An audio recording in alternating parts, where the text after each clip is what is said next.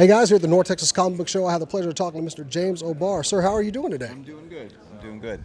All right, so you're here. You got a lot of artwork on the table. How's it been this weekend for you? It's been good.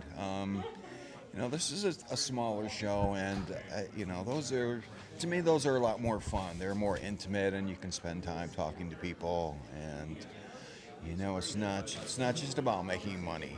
It's about making connections with people and hanging out with other artists. So That's the other thing. I've seen you walking through. A lot of the artists, they just flock over to you. You're almost kind of a mentor to some of them, I'd say. I don't know about I don't know about that. I mean, I try to help whenever I can. If I see someone that really has potential, I'll go out of my way to help them. So. I know a lot of them, they speak very highly about you when you go through, but you're always so friendly with all of them. They all know you by name, and they just... Oh yeah, yeah. Well, it's kind of a small family. I see the same people at every convention, so over a period of time, you get to be either friends or enemies with some of them. So. Well, as a fan of the Crow series, I've loved everything about it. I remember getting the books back in the day. And what do you think has been the element that has made something like this last so long? I don't know. Probably that it's truthful and it's heartfelt. And it deals with universal themes. It's I think for the longest time my biggest fear is that because it's set in a very specific point in time. It's the 80s, and so my biggest fear for the longest time is that it would date very poorly. Like when you see those movies from the 60s with all the mod colors and all the hippie stuff, and so I don't, either people overlook those era cultural differences, or just the material is strong enough to carry it through that. So it gets passed. It's been in print for 25 years now. It gets passed down from generation to generation. I thought all my fans would grow old with me, and that would be the end of it. And it's just like, no. Every few years, there's another flock of 16-year-old goth girls. Well, you have had a very age demographic coming over to your table this weekend. I have seen that. So. Yeah. So it's great that it's been. It's kind of like when you're 16 and you're an angst-ridden teen. You need to own 2 Cure albums and read The Crow. So it's kind of like this rite of passage, I think. Well, of course, we've had multiple merchandise, but the classic movie that you're involved in with the late Brandon Lee. Yeah. You have been very against any type of remake being done of that until recently. What changed your mind about it? I know Mr. Gutierrez is no longer attached to the project, and Right. we spoke off camera. You're meeting with a new director, but what changed you wanting them to do something new with it? Yeah. No one was more vocal about not wanting a remake than me. To me, that movie's kind of sacred ground. You just leave it alone. You're not gonna take that movie and make it better. No matter who stars in it, who directs it, or what kind of budget it has. That is,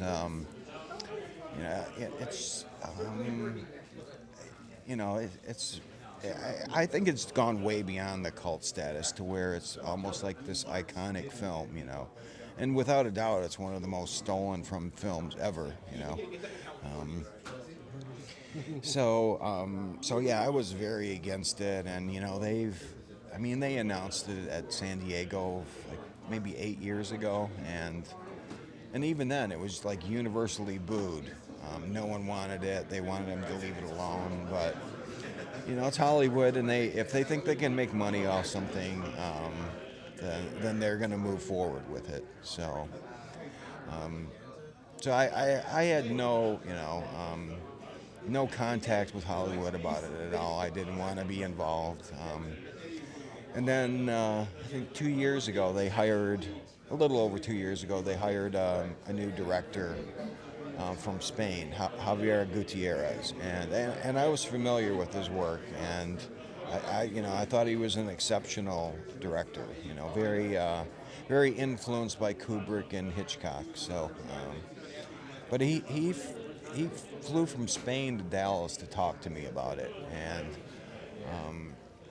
and I gave him the lecture, like, you don't want to do this. No one wants to see this.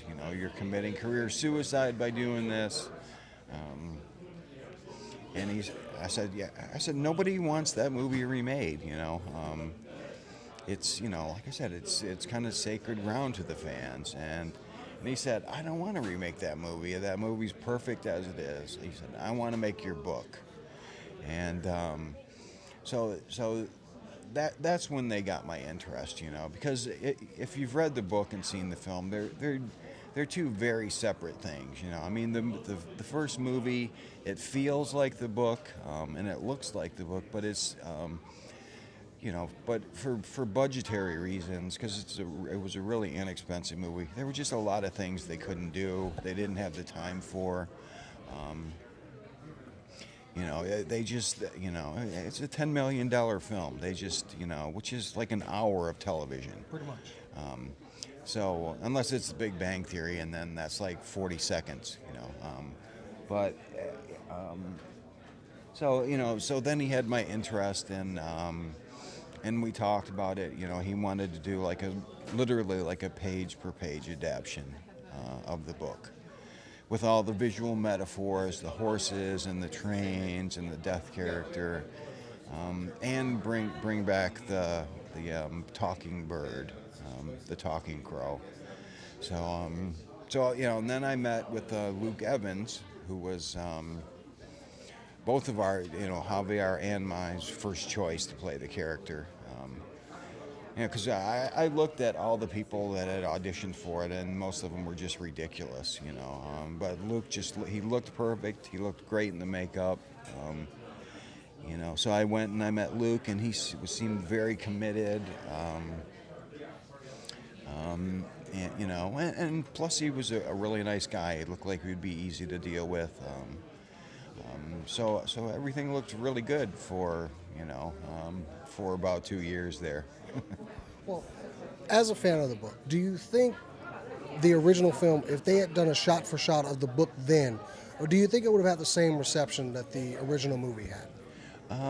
No, probably not. The book is a lot more brutal and violent than the first. The first film has a lot of stylized violence in it. It has a lot of kind of Hollywood / John Woo violence in it. Which isn't what violence is like in real life. And so I think if back in '94 when the film was released. I think it might have been too shocking to have gotten the mass appeal that it did. But this is 20 years later, and I think people expect a little more realism in the violence now. So I think it would have been too much of the focus, and maybe would have been more pan, and not the overall story wouldn't have gotten through, probably. Yeah. Well, it's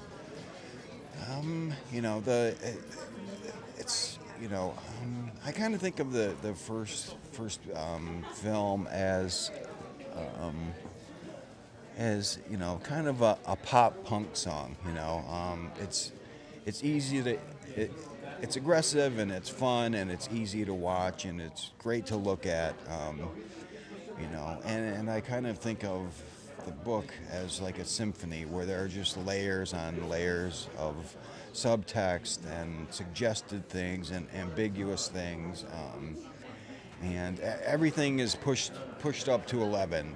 Everything is to the extremes. The romance element is the volumes all the way up on that. The violence, the volumes up all the way on that. I don't think, and especially because there never really been like a gothic, I hate to even use that term, but like a gothic oriented film back in the early 90s. That was the very first. Because before that, all comic book based movies were bright, shiny colors and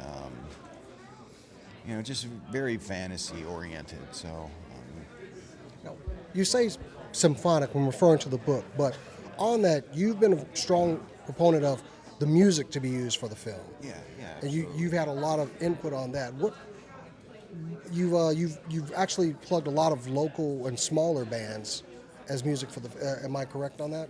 You wanted a wide range of music from different artists, from the big. You said The Cure, but also some smaller groups like for example Who. Actually, I worked briefly for Spin Magazine doing reviews. I don't even know if Spin exists anymore, but Good question. as you know, and basically I did it just to get free records. But one of the perks of that is that I would get to go meet all these bands when they came through Detroit to interview them. So I became friends with all these, like Nine Inch Nails, all these punk bands that a lot of people had never heard of before, and I gave them copies of the comic to read on the tour bus, because I've been in bands and I know how boring it is to drive through Wisconsin in wintertime, with nothing to do. More dangerous to drive through Wisconsin during the wintertime. So all these bands were actually fans of the comic, and when the film looked like it was going to actually happen and it looked like it was going to be good, I just contacted all those bands about doing an original song for it, and almost without exception, everyone turned something in. I think we ended up with almost 30 songs. But obviously they couldn't all be used. There's just not that much space, in in the An soundtrack. album, maybe? I don't know. Yeah. Well, I know it would be hard turning them down after. Yeah. Well, part of the agreement was that if it's not used, you guys can have it back to do whatever you want with it. The only rules were it had to be a new song and it had to be written just for the movie. It couldn't be a leftover song or a B-side or something like that. And so, and some of them couldn't be used for ethical reasons. Like the Sisters of Mercy did a really, really nice song called "Under the Gun," but after what happened with Brandon, it was just like, well, it's really inappropriate. It's just there's no place for this in there. So all the songs were given back to the bands. If they didn't end up on the soundtrack, and some of them have been released, but a lot of them haven't. Well, a lot of that music in the original really helped to tell the story. I know it's one of my favorites. That was the point too. Is that most soundtrack movies, most soundtracks for movies, it's just like they'll play 40 seconds of a song just to get it on the soundtrack. It doesn't, And with Alex Proyas, the music was instrumental in moving the story forward. It had to be in the appropriate place. It wasn't there just to sell records, which is like what a lot of movie soundtracks are. Just more marketing than anything. So, got to hit everything on all points. Yeah. Well, we don't know your involvement with the next film, but what elements are you? If they came to you and said, "What do you want to see?" What are you insisting on that has to be in there? Well, I mean, luckily, the new director is a guy from Ireland called Corin Hardy, and he's really well suited for it. I was familiar with a lot of his short films and music videos, and he has a really kind of dark, atmospheric look to everything. And he's a big fan of stop motion animation, which I am too. And so even with Javier, we had talked about possibly doing the actual bird as a stop motion character. Because in the book, the bird doesn't really exist. It's part of Eric's personality. No one else can see it. No one else can hear it. And so that would be a way to make it a little more ethereal and creepy at the same time. So, So I think Corin's a really good fit. Javier approves of him as well. But I'm supposed to go meet him next month and just kind of decide. He wants to stay just like Javier. He wants to stay very faithful to the book. But at this point, I really don't know how much of my involvement that he wants. Well, I hope it's a lot because, let's face it, none of the fans of the original material are really on board until you Right, give the right. say-so. Right. It's a lot of loyalty there. Yeah, there is. I have the most loyal fans in the world.